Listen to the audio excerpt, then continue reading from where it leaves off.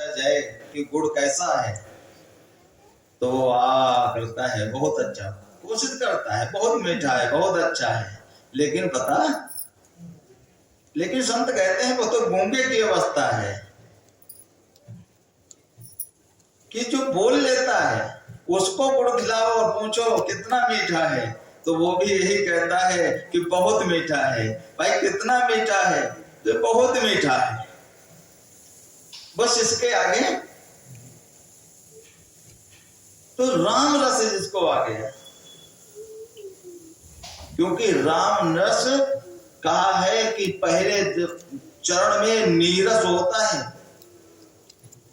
और नीरस जब बहुवचन में पहुंचता है तो नीले रस हो जाता है, इस समस्त रस आने लगता है। इसीलिए कहा आनत रहस सकल रस भोगी। परमात्मा समस्त रसों का भोग कहां से करता है जी? अपने भक्तों के घट से बैठकर। जिस ईश्वर को ढूंढे दुनिया कहो कहां पर रहता है, संत हृदय में वास है इसका बैठ जीवा गुण गाता है। और ये प्रत्यक्ष है, सत्संग की कृपा है, सत्संग भगवान की अपनी कृपा है। जो इस दायरे में आ गया, कहते वो गूंगा भी बाचाल बन जाता है, पिंगला भी पर्वत पार कर जाता है। ये सत्संग भगवान की अपनी हेतु की कृपा है, बस इसके दायरे में आने की कृपा हमें करनी है।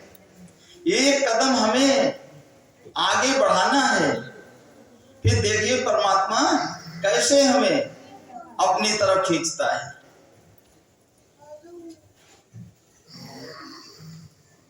लेकिन वो एक कदम जो उठे, एक कृपा तो पूरी करेगा। अगर कोई कहे सत्संग में आने के बाद भी मेरे जीवन में बदलाव नहीं आया, मेरे जीवन में सुख नहीं आया, मेरे जीवन में शांति नहीं आई, मेरे जीवन में धैर्य नहीं आया, मेरे जीवन में विश्वास नहीं आया, तो ये सत्संग की कमजोरी नहीं है, ये भगवान की कमजोरी नहीं है, ये परमात्मा का खेल है। तुमने खुली किताब अपनी जीवन की रखी कहां उसके आगे? क्योंकि रामायण पहले कहती है निर्मल जन मन सो मोहि पावा, मोहि कपट छल छिद्र भावा। एक भी अगर छिद्र रहा, जैसे घड़े में अगर छोटा सा छिद्र हो, उसे सुबह से लेकर शाम तक उसमें पानी भरते रहिए और रात भर के लिए छोड़ दीजिए, सुबह फिर खाली मिलेगा, क्योंकि रिसिया जाएगा। वो चाहे काम रूपी छिद्र हो, चाहे क्रोध रूपी छिद्र हो, चाहे अहम रूपी छिद्र हो, चाहे लालच रूपी, चाहे लोभ रूपी, कोई भी रूपी का अगर छिद्र रहा, क्योंकि हम स्वीकार करें कि हम असमर्थ हैं, तू समर्थ है, तू सर्व समर्थ है। हम असमर्थ हैं, लेकिन हम गलती करते हैं, हम परमात्मा को असमर्थ मान लेते हैं, हम कहीं पर अपने को समर्थ मान लेते हैं। यही गलती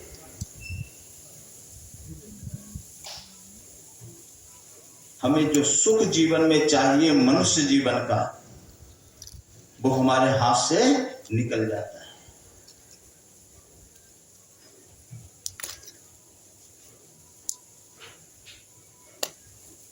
क्योंकि सुख का मूल अधिकार जो है वो मनुष्य का है। कहा भी है जो न तरे भव सागर, नर समाज अस पाए, कत्यत निंदक मंद मते, आत्महनन गति। कहते हैं वो अपनी आत्मा की हत्या करके चला जाता है। वैसे तो कोई अगर जहर खा ले, फांसी लगा ले, अकाल मृत्यु में अपने को ढकेल दे, उसे कहते हैं आत्महत्या की। लेकिन कहते हैं कि अगर नर समाज को पा करके और भवसागर को ना पार कर पाया, तो कहते हैं फिर वो अगर शरीर छोड़ गया तो कहते वो आत्महत्या का पाप लेकर ही जाता है, क्योंकि फिर आत्मा भटकेगी 84 लाख योनियों में। दास अक्सर कहता है कि अगर हम सत्संग कर रहे हैं कुछ क्षणिक सुख के लिए तो हम धोखा अपने साथ फिर कर रहे हैं। हम सुमिरन भजन कर रहे हैं, सेवा कर रहे हैं अगर क्षणिक सुख की पूर्ति के लिए तो हम बहुत बड़ा धोखा अपने साथ में कर रहे हैं, बहुत सस्ता सौदा कर रहे हैं। हमें भजन करना है, सुमिरन करना है, सत्संग करना है, सेवा करना है तो सिर्फ किसके लिए? भव से पार जाने के लिए। हमारा टारगेट यही होना चाहिए, लेकिन हमने टारगेट क्या बनाया? संसार की कुछ उपलब्धियां, इनके लिए हमें कुछ करना नहीं है। प्राल अवधि के अनुसार सब कुछ पहले से रचित है, वैसा ही होगा। पहले रची प्राल अवधि पाछे रचा शरीर। जो परमात्मा ने पहले शरीर रचने से पहले ही सारी रचना कर दी, वो जो कुछ भी है सब कर्म व्यवस्था के तहत तय है। आपकी वैसी बुद्धि हो जाएगी, वैसी सोच हो जाएगा, वैसा कर्म हो जाएगा, वैसा फल आ जाएगा। क्योंकि कर्म करने की स्वतंत्रता मनुष्य को दी, लेकिन फल परमात्मा के हाथ में है। प्यार से बोलेंगे तो हमारा भाव जो है, हमारी जो भी है, पूजा करते हैं, इबादत करते हैं, व्रत रखते हैं, उसके पीछे जो भी क्रिया कर रहे हैं हमारा एक ही लक्ष्य होना चाहिए, परमात्मा की प्राप्ति। एक ही टारगेट होना चाहिए कि परमात्मा की प्राप्ति।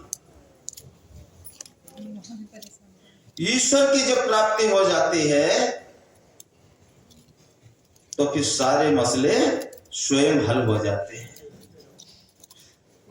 तो इसीलिए संतों से खेलने दो, प्यार से बोलेंगे।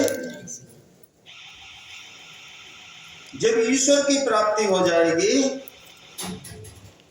फिर जो सुख है वो तो सुख रहेगा, जो दुख है वो भी सुख का ही रूप। क्योंकि चाह गई चिंता मिटे मनुआ बेपरवाह, और जाको कचना चाहिए सोई सहन, वही शहंशाह है। कबीरदास जी के समय पर राजा लोग नहीं रहे होंगे कि रजवाड़े नहीं थे, लेकिन किसी का नाम आया इतिहास में? हाँ, उस राजा को जरूर आ गया जिन्होंने संतों की या तो सेवा की या तो संतों से बैर लिया, बाकी किसी का। तो कितना सरल तरीका है। हम किसके लिए कर रहे हैं? अरे ये तो सब कुछ परमात्मा ने हमारे लिए पहले से ही किया, और इसीलिए आज कितने सुख के साधन बढ़ते जा रहे हैं। लेकिन सत्संग करने के लिए समय फिर भी नहीं। घर में वॉशिंग मशीनें आ गई, भोजन बनाने की मशीनें आ गई, चूल्हे की जगह गैस सिलेंडर आ गए, पंखा हाथ से न चलाना पड़े, कूलर एसी आ गए। किस लिए परमात्मा दे रहा है? कि तुम भजन करके जिस लिए आए हो इस मृत्यु लोक में, फिर ना तुम्हें आना पड़े, हमको भी फुर्सत मिले, तुमको भी फुर्सत मिले, आराम से आकर अब टिक जाओ।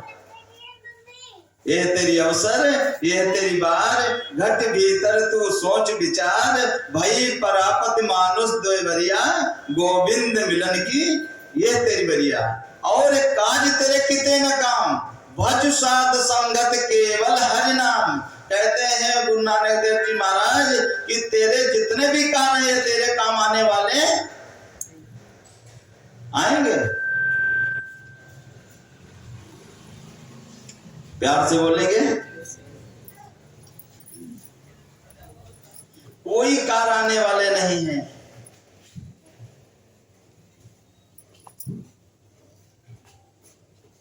आता ना उस वक्त पर दारा सुत धन काम, और रुका कंठ घर के कहें अब तुम बोलो राम।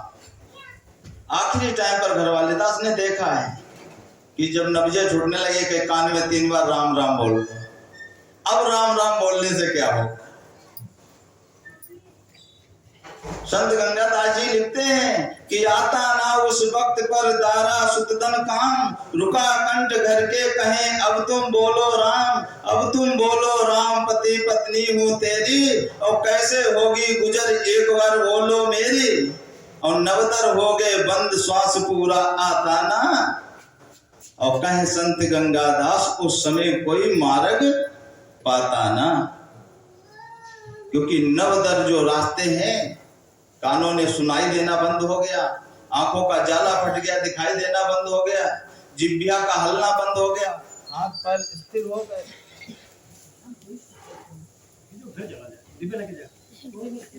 प्यार से बोलेंगे जय श्री। तो कैसे होगी गुजर? अब उस समय तो कोई मार्ग दिखाई, प्यार से बोलेंगे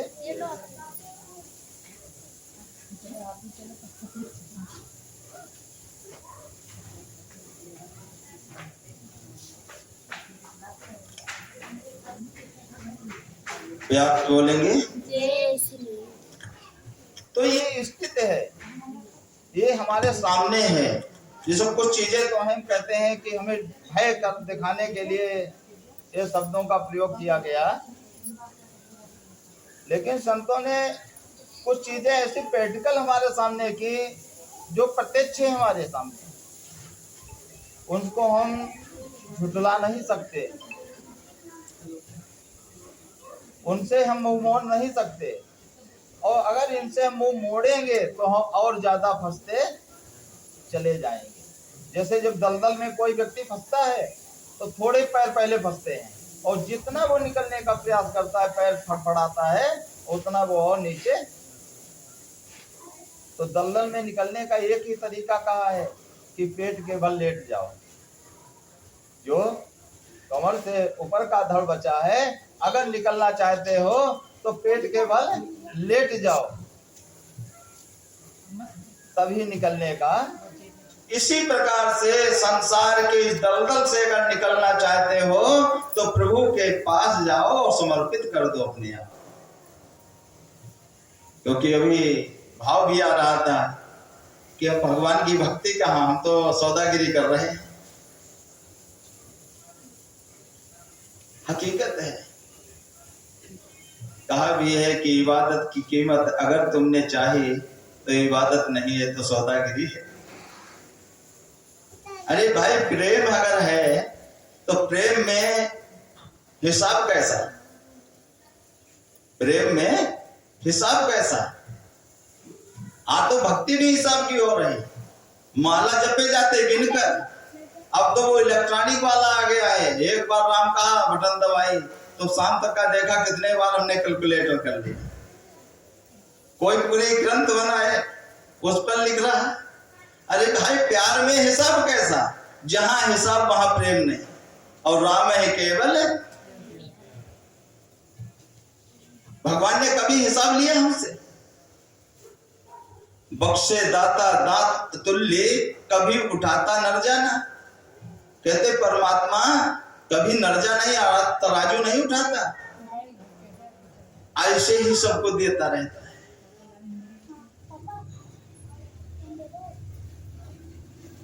तो आओ कृपा करें, हम भक्ति कर लें। आज का समय मेरे हाथ में है। ये नहीं सोचे अभी हमारे 60 साल हैं, 50 साल हैं। पानी का बुदबुदा असमानस की जात क्षण में मिट जाएगा, जो तारा प्रभात। जो बिछुड़न है उसको दूर करे, जो जुदाई हुई है। हमने महसूस कहाँ किया हम परमात्मा से जुदा है? जब कोई घर का हमसे दूर हो जाता, गुम हो जाता है संसार में, तब पता चलता है। और जब वो मिलता है किसी कारणवश, साल 2 साल 10 साल में जब वापस घर आ जाए या कहीं मिल जाए, तो उस समय की अवस्था क्या होती है महसूस करो। और यहां तो जन्मों जन्मों से आत्मा भटकी हुई है, अंधेरे में तीर हम चलाते चले आ रहे हैं, और फिर भी मौज मस्ती में। मजे की बात सबसे बड़ी कि अफसोस की जगह, खेत की जगह हम मौज मस्ती ढूंढ रहे हैं। ये मौका जो मिला है प्रभु से मिलने का है, मिल गए। ऐसा नहीं परमात्मा से मिलकर जो सुख के साधन वो कहीं गायब हो जाएंगे। अरे जी परमात्मा ने तुम्हारे लिए बनाए। किसी को तो एक सुई बनाने का ज्ञान नहीं है, कोई हेलीकॉप्टर बना रहा है, तो दिमाग कौन देने वाला है? सबके घर में बैठकर सारे कार्य स्वयं कर रहा है। तो इसलिए हम भक्ति करें, सेवा करें, सुमिरन करें, सत्संग करें, पूजा पाठ इबादत जो भी करें, हमारा टारगेट होना चाहिए ब्रह्म की प्राप्ति, परमात्मा की प्राप्ति। अगर ये टारगेट रहेगा तो ये लोक भी सुखी हो जाएगा और परलोक भी सुहेला हो जाएगा। अगर ये टारगेट बिछड़ गया तो फिर मंजिल बहुत लंबी हो जाएगी।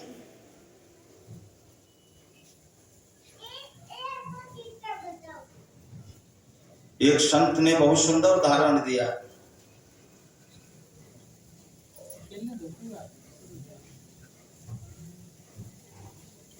कि एक किसान घर से चला,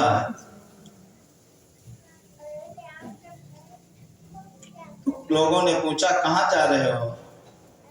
तो कहा कि खेत में हल चलाने जा रहा हूं। कहा क्या तैयारी है? कि गेहूं बोने की तैयारी है। अच्छा, गेहूं के लिए जमीन तैयार होगी कि हाँ, गेहूं के लिए खेत तैयार करने जा रहे हैं। ठीक है। थोड़े दिन बाद देखा कि वो इंजन वगैरह लेकर, पानी देने वाली मशीन लेकर जा रहा है। तो लोगों पूछा कहाँ लेकर जा रहे हैं? तो कहा कि गेहूं को पानी देना है, गेहूं की सिंचाई करनी है, इसलिए मशीन लेकर जा रहे हैं। अच्छा जी। फिर कुछ दिन बाद तो जब जब वो किसान मिला, जब जब उससे पूछा गया तो उसने कहा कि गेहूं के खेत में गेहूं के लिए एक कार्य करने जा, निकाई करने, खाद डालने, उसकी गुड़ाई करने, जो भी करने जा, उसने जब भी जवाब दिया तो किसके लिए? गेहूं की प्राप्ति करने के लिए। लेकिन जब गेहूं तैयार हुआ तो गेहूं के साथ में उसे भूसा मुफ्त में मिल गया। तो भक्ति जो है वो गेहूं है और भूसा जो है माया है।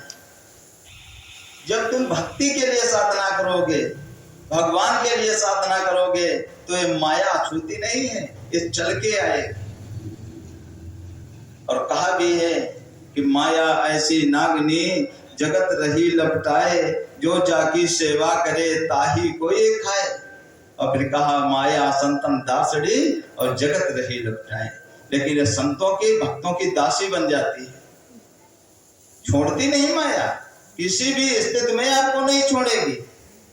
हाँ, कभी आपको नाच नचाएगी, कहीं आपके इशारे पर नाचेगी, बस इतना अंतर है। तो हम प्रभु के होकर तो देखें। और प्रभु के होने का सबसे बढ़िया तरीका एक ही है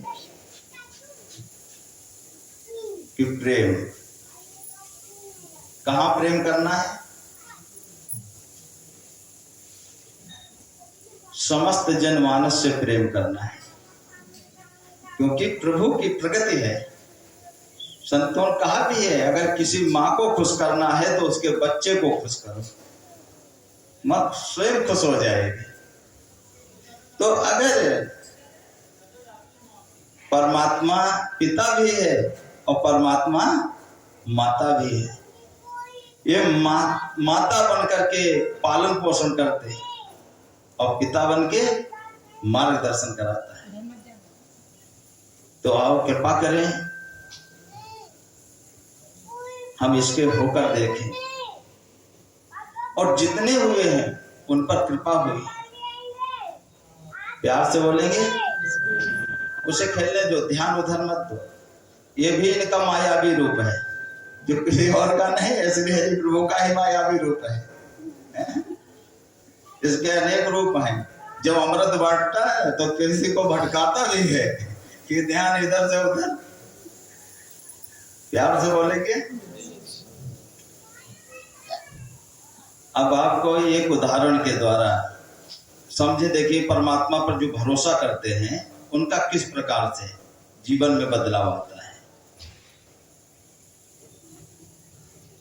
कहा भी है कि बूंद बिचारी चाहकर भी नहीं सरोवर भर सकती, और करे कृपा यदि स्वयं कृपालु बूंद ही सागर बन सकती।